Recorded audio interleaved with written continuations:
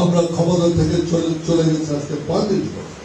সুতরাং এই কথাগুলো যদি বলতে পারে, কিন্তু সেই কথা বলার সুযোগ আজকে আমাদের দেওয়া হচ্ছে।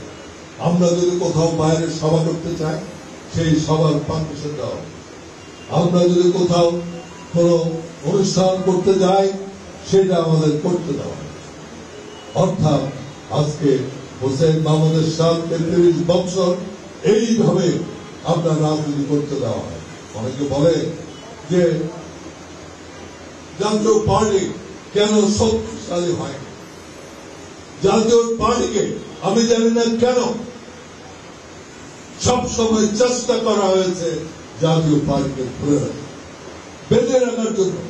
এরশাদ সাহেবকে আপনার জেল দিয়েছে, জুলুম করেছে, তার বিরুদ্ধে মিথ্যা মামলা দিয়েছে। একটা মামলাও তারা প্রমাণিত করতে পারেনি, একটা মামলা প্রমাণিত করতে পারেনি। এরশাদ সাহেব ক্ষমতা ছাড়ার পরে তার বিরুদ্ধে একটা আন্তর্জাতিক প্রতিষ্ঠান আনা হয়েছিল, তার কোন দুর্নীতি আছে কিনা খেয়াল করে।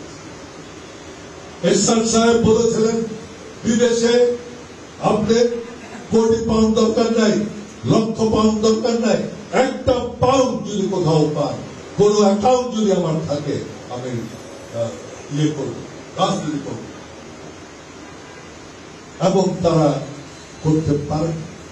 আমরা 90 সালে চলে গেছি, 2018 সালে তিনি ইন্তেকাল করেছেন।